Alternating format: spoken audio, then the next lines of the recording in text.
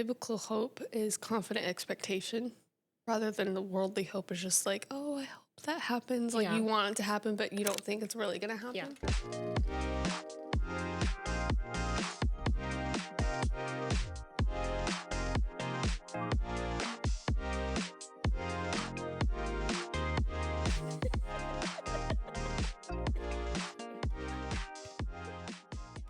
Okay.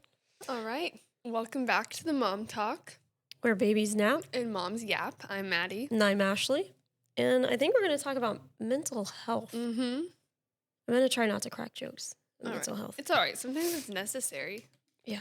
I feel like my whole young adulthood has been mental health. Explain. So I have been battling depression for a very long time. And I don't think I realized what it was until maybe 5 years ago. Wow. Yeah.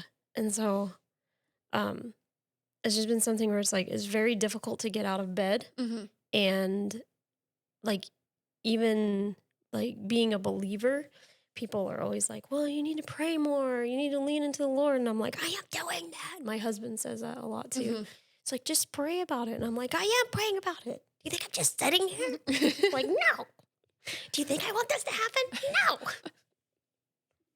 So it makes it hard. Mm-hmm. But yeah. So I went in and got diagnosed, Mm-hmm. which I think was kind of stupid of me because I don't think you should live by a diagnosis. I Yeah. don't think that is who you are. I don't think depression is who I am. It's just something that this fallen world is like given me and I'm battling it. Mm-hmm. And it's like an everyday thing. Some days are better than others. Sometimes I will cancel plans because I don't want to get out of bed. So, yeah. So that's kind of where I'm at with mental health. And I don't think it got worse or even got better Mm-hmm. with kids. I don't think that caused maybe the loneliness, Mm-hmm. like we discussed in another podcast. What about you? I like in college, there was a brief time when I started college and it was a coupling of like depression and then that loneliness because it Mhm. was like I knew I was surrounded by people, but I didn't feel like I felt alone still. And sorry if you hear my babies trying to put a nap. Hey, this is the podcast. Sometimes babies cry instead of nap. Could you just flip him over? Can't flip himself over. Thank you. By the way, that's my future daughter-in-law. Mhm. She came to get some photos and Yeah. stuff. Yeah, just some more content Yeah. and stuff. And she's also helping out with the baby, which Yeah. is great. He's been rolling a lot more, Mhm. which is awesome because like now he'll be active on the ground, but it's harder when he's trying to sleep because now he's just like rolling himself constantly, and then it's harder for him to fall asleep. I know. I was just earlier. I look over. I'm like, where did he go? And Yeah. he's like tucked under like a blanket. Yeah, so I'm like, oh, I gotta like keep a better eye Yeah. on him, and I'm not neglecting him. I promise. It just makes it hard for him to sleep whenever he rolls over. But anyway, yeah, college. Back to that. Was definitely a time where I was struggling because I Mhm. felt like I was completely alone, and even though I had a roommate, I had friends, and then there was circumstances happening at home that kind of was making it seem worse, and so it took like I was praying about it and all that stuff, but it took more than just like me praying. Like I had to actually do something different. It's one of you can't expect change if you make no changes. Yeah. And so I had to like actually reach out to someone because I feel like there's definitely more strength in numbers as far as prayer goes. And so I had to reach out to someone who could actually be like interceding for me because it's definitely hard also to like just pray about it when you're so weak. Yeah. Because I feel like I know that if you're not believing it for yourself, it's very unlikely for it to happen. And the Lord says even if you have faith like the size of a mustard seed, like obviously that can still do great things, but like if there's so much doubt, it's definitely really hard to believe that for yourself.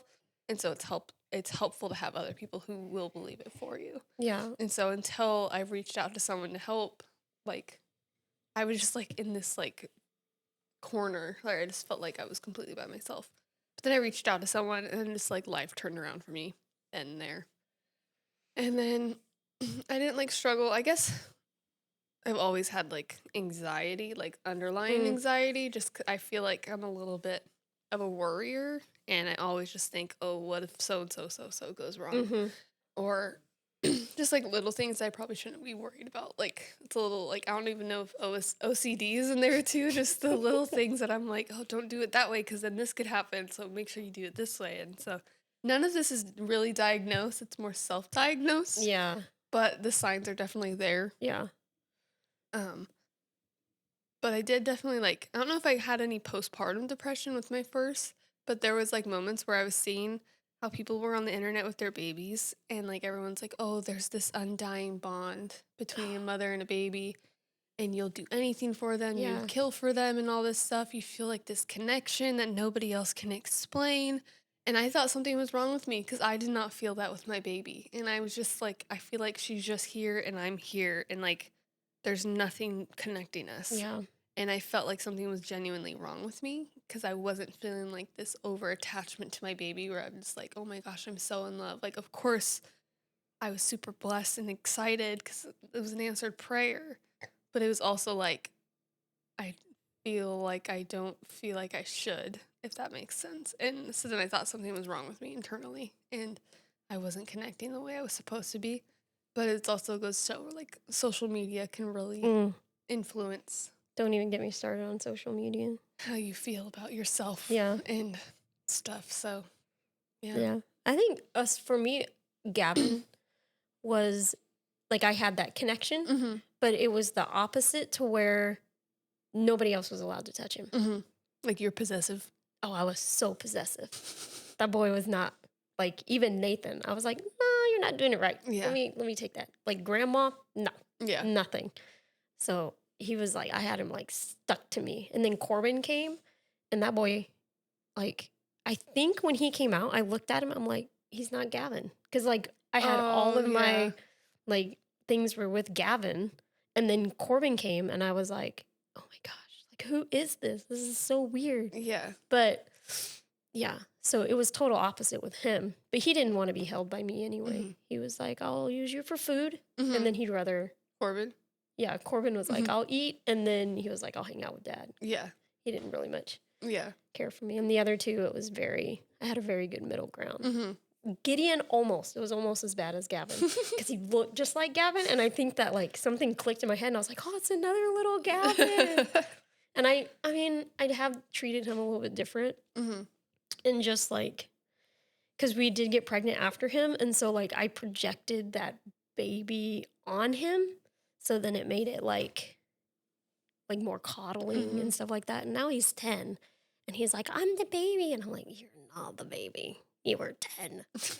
Like, goodness. Do you think like any of that translated into your kids like growing up? Did any of them feel a certain way about it or like notice the way you were connecting differently, or were they all too young to like With Gideon?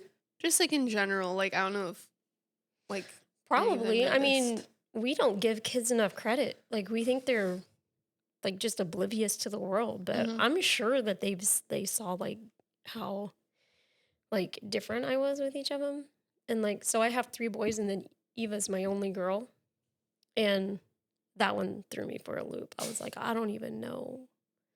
Like, even wiping her, I'm like, it was not a, It's funny because I'm reverse. I had a girl first, Yeah. and then I had a boy. I was just like, I don't know what I'm doing, and everyone's like, "Oh, a boy's easier." I'm like, "Is it?" 'Cause Oh. I feel like he pees and leaks everywhere now. That Hey, Phoebe did not. I will take peeing and leaking over like trying to figure out how to clean the front butt is what Corbin called it. Because I was like, yeah, everything gets in there. And then they don't tell you that they could bleed. And I was like, Oh yeah, what the heck is happening? yeah, that's true. My sister told me right before it happened that that happened just because like the surge of hormones from mom to baby. Yeah. And so I'm glad she told me because literally like the next day it started happening. And so yeah, if you didn't know, your baby's basically that's like why there's baby acne Yeah. and all this stuff. It's like all of the hormones that you're experiencing are being passed to the baby, like postpartum, and there's such a surge of hormones too because you just went from pregnant to not pregnant, like that, and so now your body's like, what is happening? Yeah. And so yeah, your baby starts to get all those like adult hormones, and It's so it's so crazy. crazy. So yeah, I'm glad someone told me that before. Otherwise, I probably would have started crying and thinking something was wrong with my kid. But Yeah. it's normal. It is normal, apparently. Hmm. I did not know. Yeah. Freaks me out. But yeah, so back, I mean, kids are smart. And I know they see how I treat Gideon different. Hmm. Even still, I still baby him. I'm like, he is my baby. But I can't tell him that because, He'll play it. oh, he plays it. And I try not to tell him that now. Oh, just so you know, and I know we're on a mental health thing, but I am a guzzler. And this is actually, I'm doing pretty darn good. I'm really proud of myself. For sipping. Yeah. I'm a sipper. Always will be. Yeah. I'll have mine finished before we leave Starbucks drive-thru, and she'll have hers like 2 hours after we leave Starbucks drive-thru. I'll probably still have it 4 hours after. So weird. I like to enjoy it because I don't drink more than one coffee a day. See, that's the thing. Oh, You'll drink multiple a day. yeah, this is my second. Although sometimes I do. I'll get a second one because it's been a long day. But I try to only drink one just because I know it's not the greatest to like drink too much caffeine. I don't know who told you that. They're lying. Okay, so do you think the pressures that moms face, do you think that like plays into mental health a lot? Because you had mentioned earlier social media Mhm. and the bond. Like, do you think that plays into a lot of like the mental health? Yeah, I think it's just like a lot of comparison and feeling like you have to live up to a certain like level of being a mom. It's like you need to make Sourdough? like there's the aspects of like I want to make everything homemade just because I want to know what's in the food Yeah. versus like feeling the pressure of you have to make it homemade otherwise you don't love your kids. And I feel like there's a lot of influence on Oh social my media gosh. where that tells Yeah. you if you give them all this stuff you hate your kids and want to see them suffer. And I think that's extreme. Like while part of it I agree with, like I don't want to feed my kids garbage, Mm-hmm. but I make sure I'm not looking at it from that angle and just looking at it from I'm enjoying making this Mhm. stuff and then I know what's in it. I know it's good for me and my kids versus feeling the pressure of if I don't do this, I'm not living up to it. Yeah. And I think that was the biggest thing because initially I was working right when we first had our first baby. And then when we decided that I was going to stop working, I was like, okay, I did feel this pressure at first of like, okay, if I'm not working, I need to do X, Y, and Z at home to like kind of make up for not working. Mm. And I very quickly was like, no, don't set like myself up for failure if it's not something I ever did. I can't just like expect to jump into that role and think that it's all gonna work out. Mm-hmm. And so I had to like I set goals for myself like every few months of like, okay, now that I've been able to do this successfully at home with a child, like what else can I do? And like it's more of like goals rather than expectations for myself, Mhm. if that makes sense. And Yeah. so I've now started like do the sourdough thing, and that's been fun now that I figured it out. It's been a rocky road, but it's been fun, and it was more of like when I felt like I had the expectation on me, it was really stressful and too much pressure. And then it was making me feel like I wasn't like living up to what I was supposed to be doing. Yeah. And I struggled with that before, especially because we had a miscarriage before Phoebe. Mm-hmm. And there was a lot of things I was just thinking that I was failing at. And it was because one, I couldn't carry a baby. So I Mhm. was like, okay, if I can't do this, what my body's designed to do, then I need to like meet every other expectation That a woman and or like wife, yeah. exceed at it. Because if I can't do this, then I must be good at everything else. Mhm. And then I like set myself up for failure because I put all these unrealistic expectations on myself. And so I'm not trying to fall into that trap again. But it's very easy for social media. And Oh, yeah. like, and some people will just lightheartedly post a video. And sometimes it's like, oh, like I wish I could do that. And then I have to like snap out of it and just be like, oh, I admire that they do that. And it'd be cool if I could do that one day. and just like look at it that way, than just feeling like I'm a failure because I'm not doing it now. No, So yeah. no. I look at these moms on there, and I'm like, I think we have talked about this before. And there's like the one mom, and I'm not bashing her. I'm like, if this is legitimately what she does, then kudos to her. But she was like, she woke up, she was like, oh, my kids are sick, so I made homemade cough drops. I'm like, come on. I'm like, let me just whip up a batch of. Yeah. I have seen some videos, and sometimes I don't know if they're real or just they're trying to be funny, where they're like, "Oh, my kids craved um ice cream sandwiches, so I went and made and got the cocoa or cacao, whatever you say it, from my tree in the backyard and made my own chocolate, and then I made my graham crackers, and then I made my ice cream, and after 3 days of this whole process, my kids get their ice cream sandwiches." I'm like, "I wouldn't the craving stop by then?" No, because they're kids. They want it every day. But I've They're seen like, you videos want like to be that. helpful? Give me the ingredients so I can try it. Yeah. Like, don't just like, it's like somebody made croissants, and I know croissants take forever. And they're like, oh, I made strawberry croissants because my You kids wanted should. them. This girl I like on YouTube, she's called This Golden Hour. I've watched a lot of her baking and cooking videos, and she always puts in the descriptions anything that she's baking. She puts the ingredients and instructions in the description of her videos. See, that's what they need to do. I like her videos, and it's just so peaceful. She lives on a farm. She's like 5 kids, and they're all helping in the kitchen. I'm like, wow, this is so cute. Yep. It's cute until one of them dumps out the flour all over the table. Yeah, that stresses me out. I need to get better at that. I have no patience when it comes to cooking.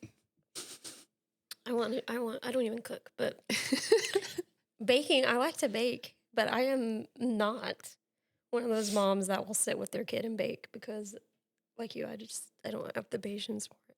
Yeah. I tried today with the sourdough, and I measured with a scale, and my daughter zeroed it out in the middle of me measuring. I was kind of upset. It was like I did the water, and then I was measuring my starter, and then it just went 0. And I looked at her, and I was like, why'd you do that? And I was like, I just told you how to do it, so that's kind of my fault because I made her do it between the water and the starter. Set yourself up. That's Yeah, what you that did. was my bad. Yeah. But I was pretty frustrated. So this one's probably gonna have too much starter in it, but I think it just makes it more sour. I don't know if it affects the bread as a whole, but I don't make sourdough, so I don't know. It looks exhausting. I tried. I kept the starter alive for like 2 months. Now I'm like, eh. I started with the lady on This Golden Hour. Uh-huh. She made a video of like, it's not that complicated to do sourdough. Yeah. And she's like, you don't need all the things that everyone says you need. It's not that hard. It's not as Yeah. complicated. And so I started it her way first just to get in the groove of it.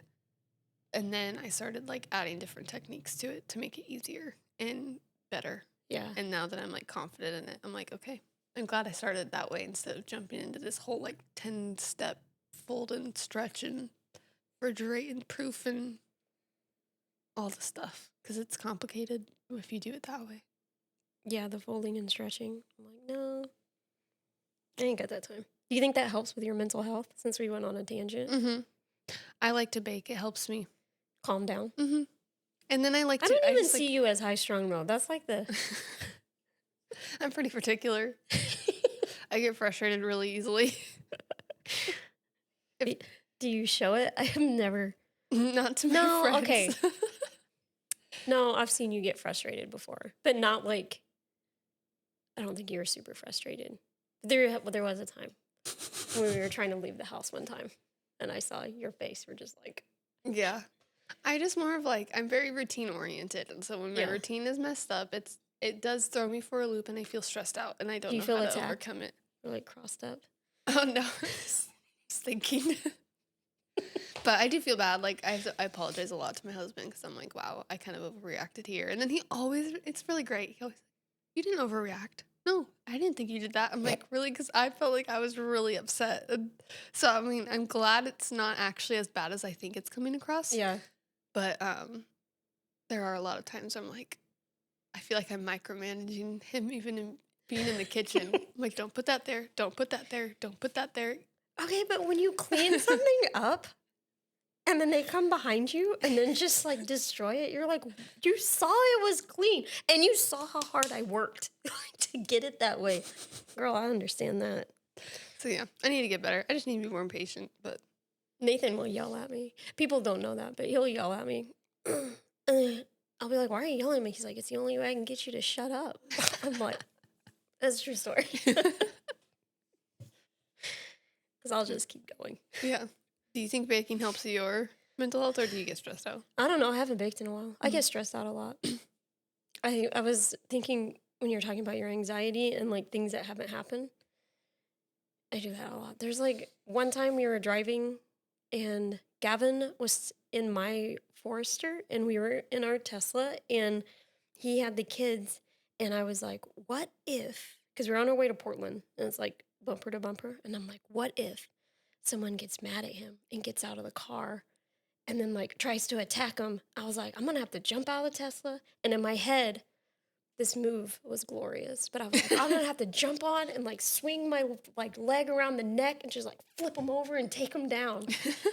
And I'm like, why am I thinking that? Yeah. Like, that's not. I feel like those thoughts are way worse, like when you're freshly postpartum. Like Yeah. I'm just like, what if I drop the baby? What if this happens right now while I'm holding the baby, or like stuff like that? Or like I'll be driving with them in the car and I'm Yeah. like, what if I just got T-boned right now? And like Yeah, those thoughts happen, and I don't even count that as my anxiety. I just count that as it's like those. I think it is though anxiety because it's like unrealistic thoughts. Yeah. I mean, they're not unrealistic. Like it could happen, but in Some reality, of them are just like they come and go, and I don't Yeah. dwell on them. The things that I dwell on are like oh my gosh, like what if this happens and stuff, and I'm Mhm. like constantly thinking about that. Like I used to struggle with falling asleep. Up until I got married, actually, it would take me hours to fall asleep because I was constantly thinking about like the what ifs. And then we got married, and then all of a sudden my brain shut up. I wonder if that's like because you have like the male. Like the Like I wonder yeah. if that is like some chemical thing. Yeah, I don't know. It's That'd be it's interesting. been a long time since I've like struggled to fall asleep, which has been great. But I realized I'm like, wow, I used to literally be like, it'd be so hard to get my brain to stop, and like so I could sleep. And then now, it's just more of the like just being a mom and stuff, and having to like feed the baby throughout the night. But Yeah. So, what are some other things that help you think with your mental health? definitely talking about it and not Mhm. just like bottling it all up. I used to bottle up everything, and then I'd break down. Oh yeah. And so being able to express my feelings and also just like explain when I'm like going through whether or not it's like reality or like valid for me to be feeling those things. If I talk about it, it's definitely easier to get over it Mhm. and get through it. Yeah. And do you like are you able to talk with your husband about it? Because I know in like for Nathan, like when I talk to him about it, his first thing is like, how do I fix it? Yeah. I feel like that's just like the innate nature of like men. They Yeah. want to fix problems, and I have to usually express like I don't want fixing right now. I just want to be like talk. Yeah. And it's hard too because my husband's he's just like logical. Like if that's not logical, like then it's It doesn't make sense. And so it's Yeah. hard. It's been something we've navigated too. Of like, okay, yes, I understand this isn't logical, but this is still what I'm thinking, and I just need you to know what I'm thinking. And then it's easier when I like right off the bat also say I don't need fixing. I don't need you to figure it out. I just need you to hear me out. Yeah. And it's helpful. Yeah. But whenever I do want the help, I'm like, what should I do? Can you pray for me or things like that? And so I guess if I just give him the task of like, can you just pray over this for me? I'm like, that's all I need. Then that helps with like, okay, what can I do Mm-hmm. in that sense? Because then he feels like he's fulfilling Like something his in it. role. Yeah. Yeah.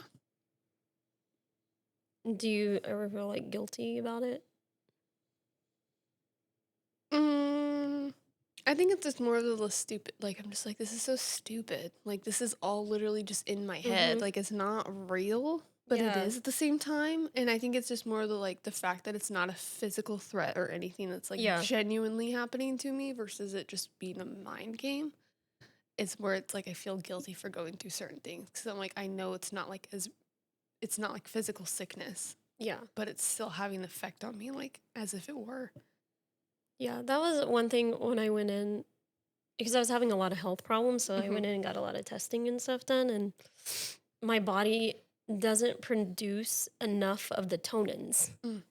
to keep my mood stabilized. Mm-hmm. And I actually burned through them very quickly. So I was like, that for me was like, okay, I'm not crazy. Like, Mm-hmm. it's not like there is something It's like chemically physical, yeah. imbalanced.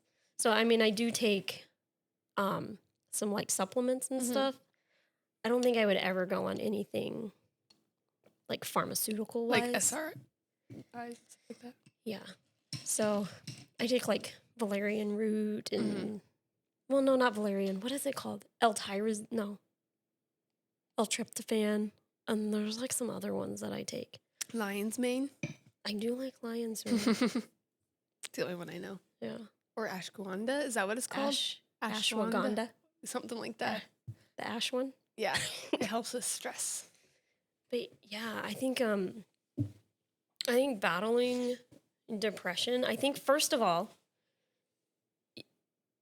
you and I heard this from one of our youth pastors, or not youth pastors, our kids pastors, was like, I do not have a depression or I do not have anxiety. That isn't who I am. But we are battling those things. And I think so changing your verbiage and then like it sounds weird, but this lady that I followed for exercise, she was like, choose your hard. Mm-hmm. It's like being unhealthy is hard and being Working. healthy is hard. Mm-hmm. So choose your hard. That's real. So it's I've seen that with so many different like situations that could be happening in your life. Yeah.